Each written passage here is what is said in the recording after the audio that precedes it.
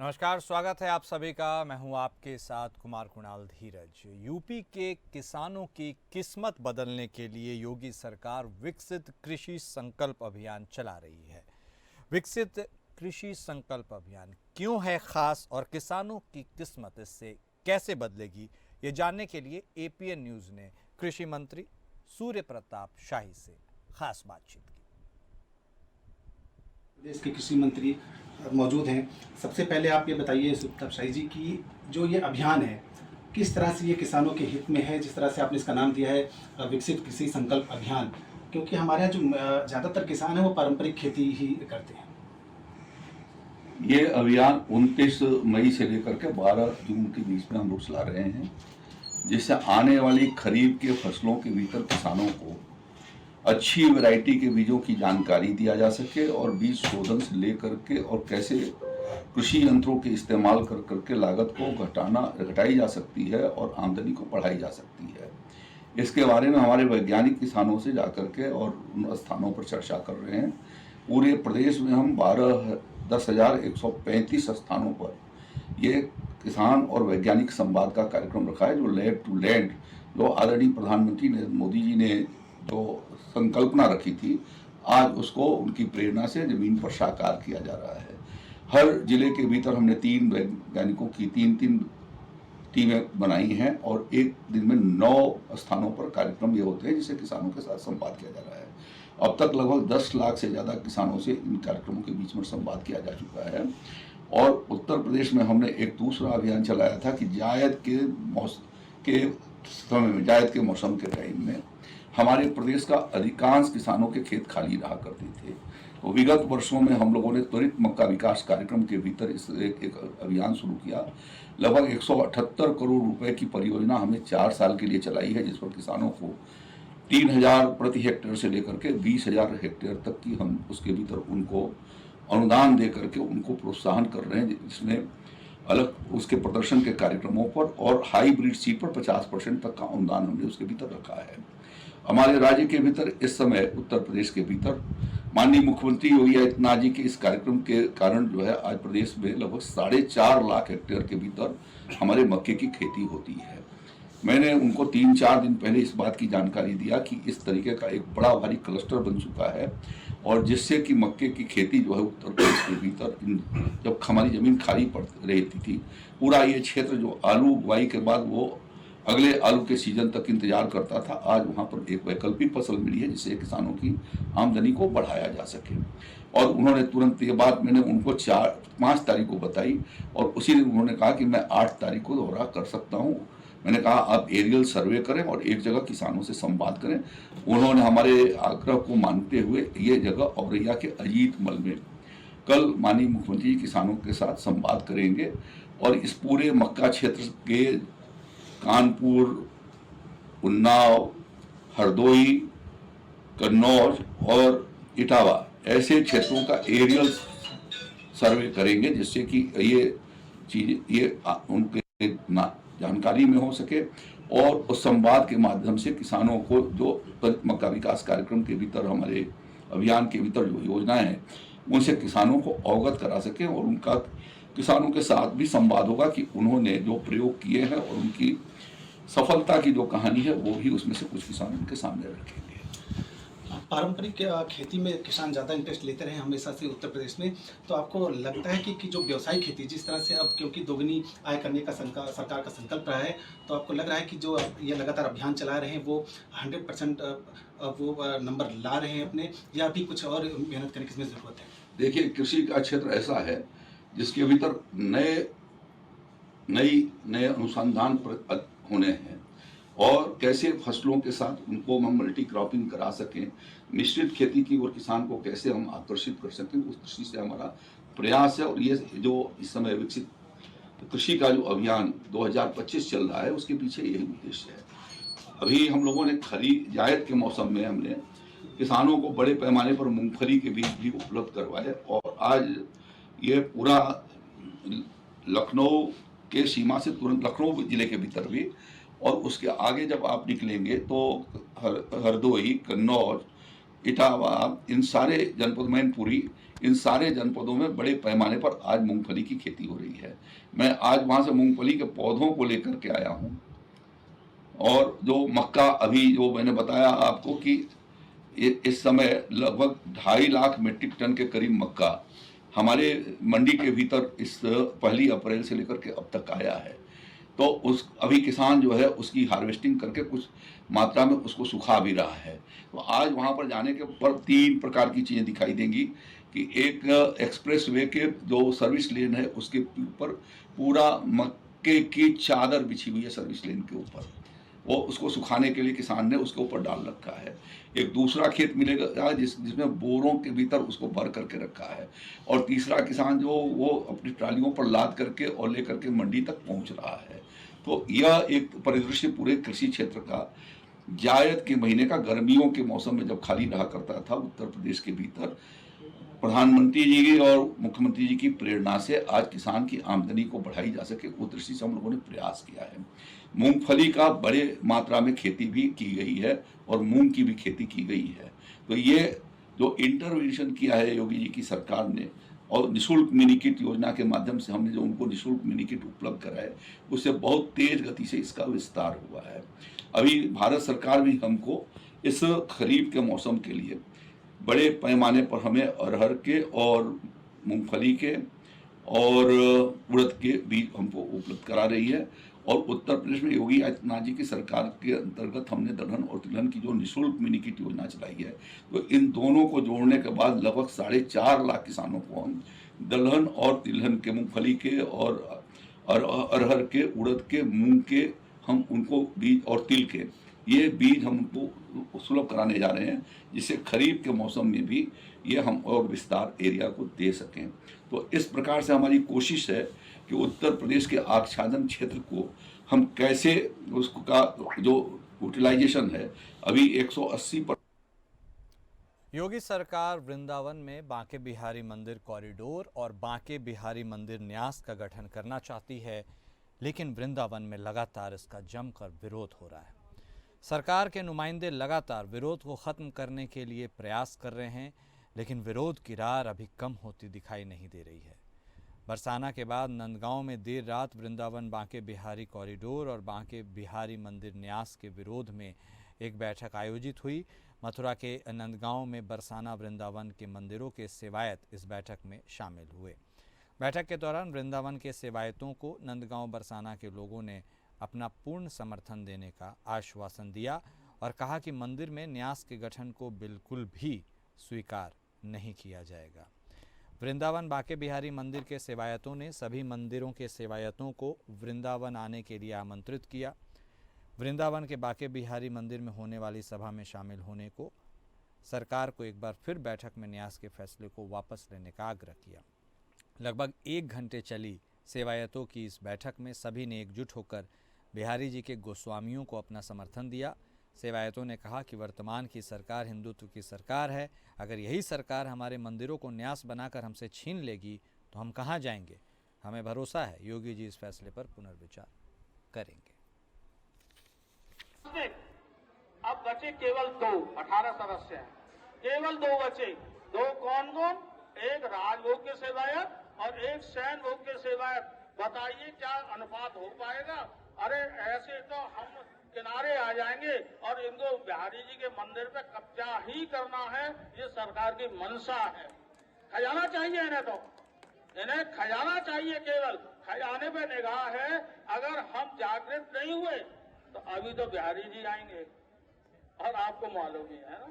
उसके बाद राधा वल्लभ, राधा रमण, उसके बाद बरसाना, नंदगांव, दाऊ जी, इन्होंने पूरी लिस्ट बना रखी है। जहां जहां जहां श्री रिसीवर नियुक्त हैं, कितने हैं? 197 की लिस्ट है। 197 लिस्ट की लिस्ट है। ब्रज तीर्थ विनाश नहीं है, ये ब्रज तीर्थ विनाश देवालय है। इनको विनाश करना है, इसलिए हमको सावधान होना है, हमको सचेत होना है। हम तो बहराइच जिले में लगभग 2 महीने से आतंक का पर्याय बने नरभक्षी भेड़िया को वन विभाग की टीम ने पिंजरे में कैद कर लिया। इस आदमखोर भेड़िया ने अब तक 2 मासूम बच्चों को निवाला बनाया है, जबकि 2 बच्चों को घायल कर चुका है। इस भेड़िए को पकड़ने के लिए लगातार वन विभाग की टीम इलाके में ड्रोन कैमरा चलाकर रेस्क्यू करने का प्रयास कर रही थी, लेकिन बार बार चकमा देकर यह फरार हो रहा था। आखिरकार वन विभाग की टीम ने इसको कड़ी मशक्कत के बाद पिंजरे में कैद कर लिया है। डीएफओ अजीत प्रताप ने बताया कि भेड़िया पिंजरे में कैद हो गया है। इसको उच्च अधिकारियों से बातचीत के बाद चिड़ियाघर में भेजा जाएगा। फिलहाल नरभक्षी भेड़िए को पिंजरे में कैद किए जाने के बाद ग्रामीणों ने थोड़ी राहत की सांस जरूर ली है, लेकिन अभी भी दहशत बरकरार है, क्योंकि भेड़ियों का कुनबा काफ़ी बड़ा होता है। इसको लेकर वन विभाग की तरफ से लगातार सतर्कता अभियान चलाया जा रहा है। एक घटना के बाद थोड़ा सा जन आक्रोश था और गाँव में जाते थे गश्त करने। गाँव वालों का यही अनुरोध करते थे, बार बार प्रेशर भी बनाते थे कि कहीं आसपास भेड़िया दिखे ये मोबाइल गिर जाएगा। इसी घटना भी हुई थी। हम ड्रोन से लगातार सर्च करवा रहे थे।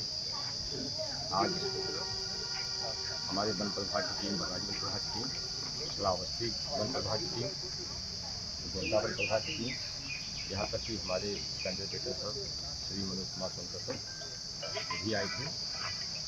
तो हम लोग जा रहे थे टिकोरा मोड़ पर।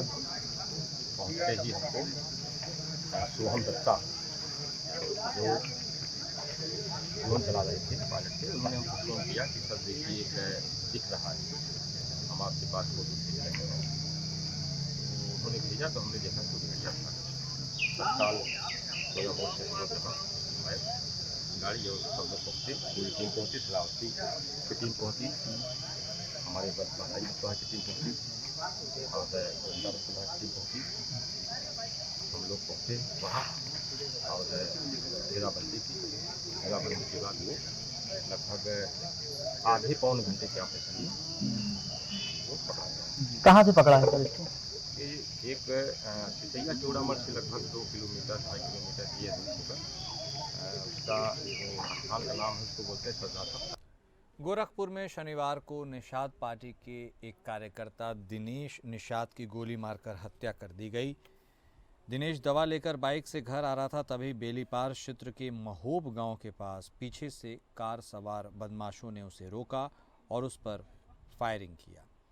गोली मिस कर बगल से निकल गई। जान बचाने के लिए वह हाईवे से नीचे की तरफ भागने लगा, लेकिन बदमाशों ने उसका पीछा कर दोबारा उस पर फायरिंग की तो गोली दिनेश के सीने में लग गई। इस दौरान बदमाशों ने करीब 4 राउंड फायरिंग की। गोली लगने के बाद दिनेश एक गड्ढे में गिर गया, जहां उसकी तड़प कर मौत हो गई। घटना की जानकारी मिलते ही पुलिस और फॉरेंसिक की टीम घटनास्थल पर पहुंची और मामले की जांच में जुट गई।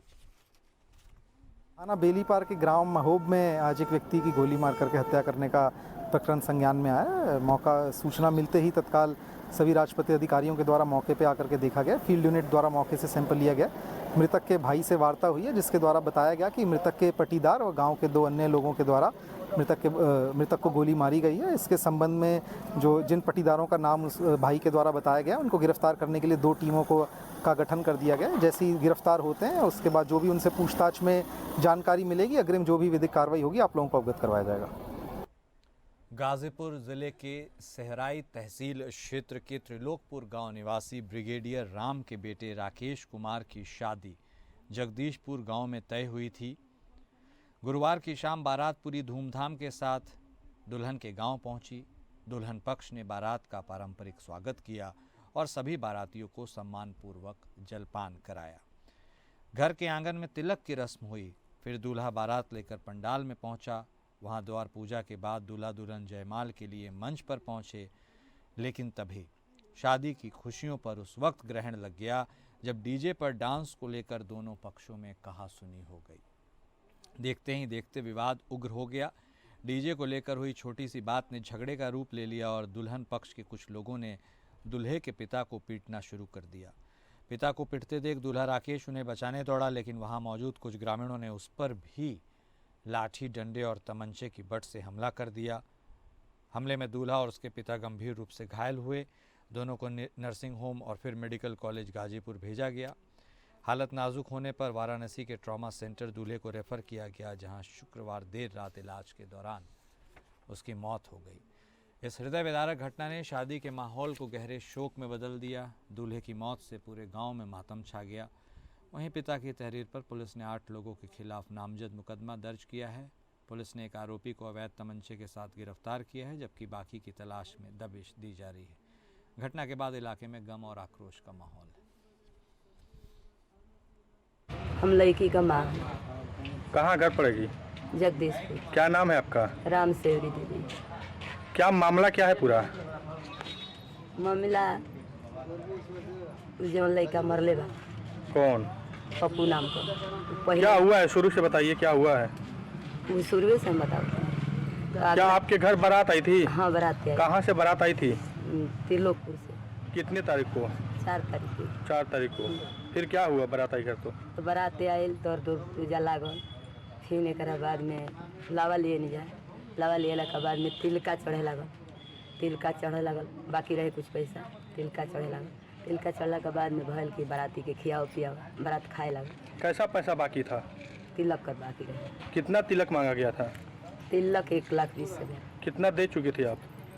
1,12,500 रुपया। कितना? सेंट्रल नोएडा जोन के 2 अलग अलग थाना क्षेत्र में पुलिस और बदमाशों के बीच मुठभेड़ हुई, जिसमें पुलिस की गोली लगने से 2 बदमाश घायल हो गए। इनमें 25,000 का इनामी बदमाश भी शामिल है। घायल बदमाशों को इलाज के लिए जिला अस्पताल में भर्ती कराया गया है। इन बदमाशों के कब्जे से तमंचा, कारतूस, लूटे हुए मोबाइल फोन, जेवरात और चोरी के सामान बरामद किए गए। आज दिनांक 7 जून 2025 को जब थाना सूरजपुर पुलिस टीम द्वारा नियमित रूप से चेकिंग की जा रही थी, तो उन्हें मोजरबेल गोलचक्कर के पास एक बिना मोटरसाइकिल तेज गति में आती हुई नजर आई। जब पुलिस कर्मियों में मोटरसाइकिल चालक को रोकने का प्रयास किया तो वो चालक रुका नहीं, परंतु दूसरी तरफ मोटरसाइकिल को भगाने लगा। जब पुलिस ने उसका पीछा किया तो उसने पुलिस की तरफ जान से मारने की नीयत से फायर किया। पुलिस वाले बाल बाल बचे।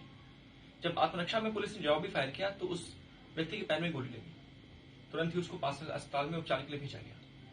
जब इसमें आगे तफ्तीश की गई तो मालूम चला कि इस व्यक्ति का नाम प्रियांशुल है।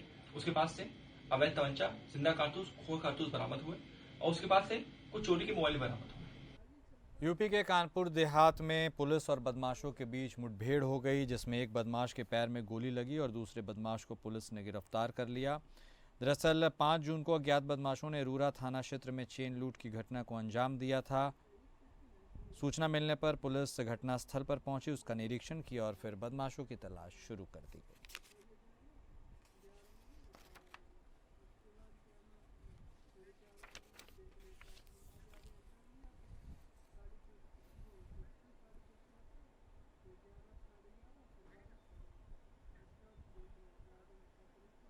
यूपी के कौशाम्बी जिले में एक व्यक्ति की आत्महत्या के बाद नाराज परिजनों ने जमकर बवाल किया है। परिजनों ने शव को कानपुर प्रयागराज राष्ट्रीय राजमार्ग पर रखकर उसे जाम कर दिया और घंटों हंगामा करते रहे। जाम लगने के चलते राष्ट्रीय राजमार्ग की यातायात पूरी तरह से बाधित हो गई। पुलिस परिजनों को समझाने पहुंची तो भीड़ में मौजूद कुछ अराजक तत्वों ने पुलिस से धक्का मुक्की करते हुए उनसे लड़ाई शुरू कर दी, जिसके बाद पुलिस ने हल्का बल प्रयोग कर अराजक तत्वों को खदेड़कर जाम खुलवाया। पुलिस ने 4 लोगों को हिरासत में भी लिया।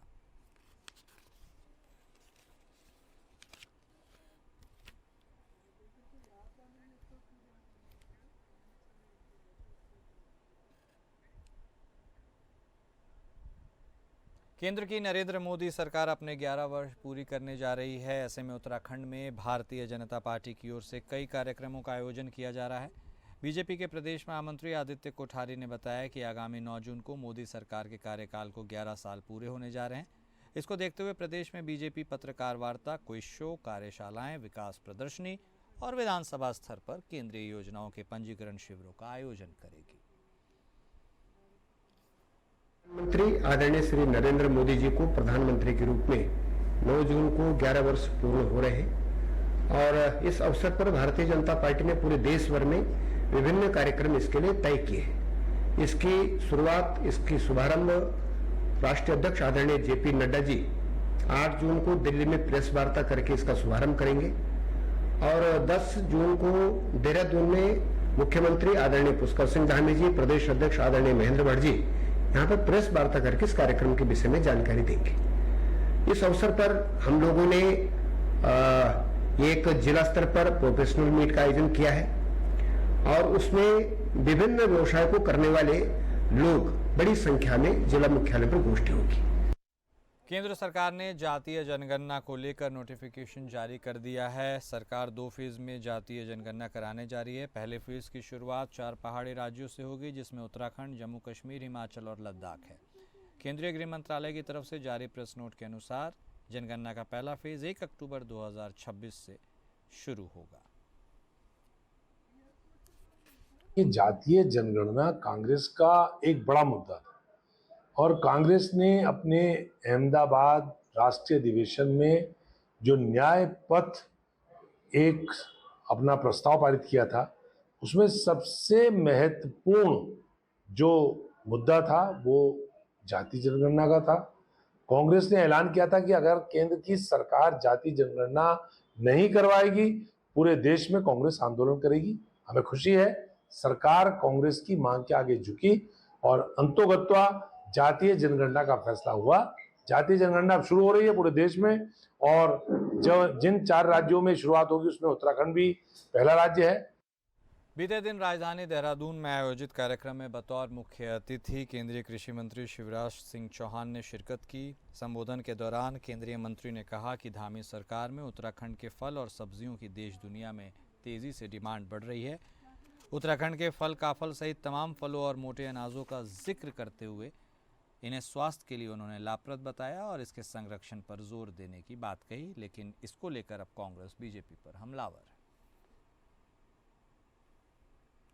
देखिए, सत्य परेशान हो सकता है, पराजित नहीं होता। हरीश रावत जी नकारात्मक राजनीति नहीं करते। हरीश रावत जी गाली गलौज की राजनीति नहीं करते, वो आरोपों की राजनीति नहीं करते, वो सकारात्मक राजनीति करते हैं। वो अपने प्रदेश की जमीन से जुड़े हुए, जड़ों से जुड़े हुए व्यक्ति हैं। वो यहाँ के कृषकों की, यहाँ के उत्पादकों की बात करते हैं। वो यहाँ की अर्थव्यवस्था को और मजबूत बनाने की बात करते हैं। तो आप उनकी कोई भी पार्टी देख लीजिए, वो पार्टी केवल PR मैनेजमेंट इवेंट नहीं होता, वो पार्टी केवल वोट बैंक की उगाही नहीं होती। उस पार्टी का एक बड़ा संदेश होता है, चाहे वो आम पार्टी हो, भुट्टा पार्टी हो, माल्टा पार्टी हो या काफल पार्टी हो, उसका एक संदेश होता है। लेकिन जिनके बस का कुछ नहीं है करना, वो लगातार आरोप लगाते। हरिद्वार के कलखर में लोग जल संस्थान के कर्मचारियों और अधिकारियों की कार्यशैली से नाराज हैं। यहाँ रविदास बस्ती में जमा हुए लोगों ने जल संस्थान के खिलाफ विरोध प्रदर्शन करते हुए पुतला फूंका। लोगों का कहना है कि उनके घरों में गंदे पानी की सप्लाई हो रही है और लंबे समय से पानी की आपूर्ति भी ठीक ढंग से नहीं हो पा रही है।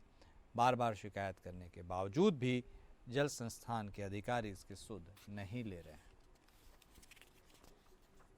और यहाँ इतनी बुरी स्थिति है, ये रविदास बस्ती की दूसरी गली है जिसमें पिछले 1 महीने से ऊपर हो गया कीड़े आ रहे थे।